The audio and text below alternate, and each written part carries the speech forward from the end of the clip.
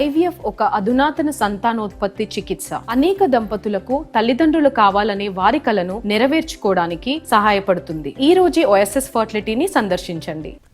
జగన్ కు భద్రతా కుదింపుపై ఏపీ హైకోర్టులో విచారణ జరిగింది. జగన్ బుల్లెట్ ప్రూఫ్ వాహనానికి మరమ్మతులు చేయిస్తామని, ప్రత్యామ్నాయంగా మరొక బుల్లెట్ ప్రూఫ్ వాహనం కూడా ఏర్పాటు చేస్తామని చెప్పారు అడ్వకేట్ జనరల్. జామర్ ఫెసిలిటీ కూడా కల్పిస్తామని న్యాయస్థానానికి తెలిపారు.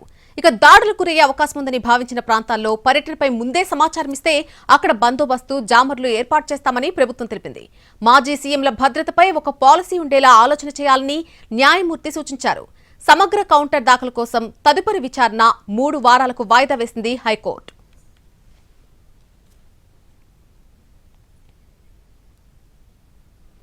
జగన్ దగ్గర బుల్లెట్ ప్రూఫ్ కార్లు, ల్యాండ్ క్రూజర్లు ఉన్నాయని అసత్య ప్రచారాలు చేస్తున్నారని మండిపడ్డారు అంబటి రాంబాబు.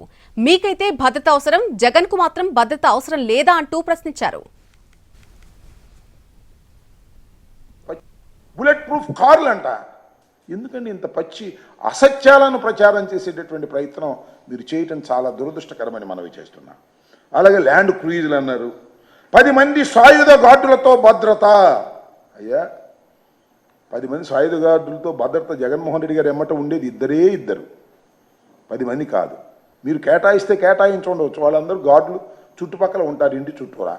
ఆయన వెంట ఎక్కడికన్నా వెళితే 2 మాత్రమే సెక్యూరిటీ ఆఫీసర్స్ ఉంటారు. మీరు ఏర్పాటు చేసినటువంటి విధానం అది.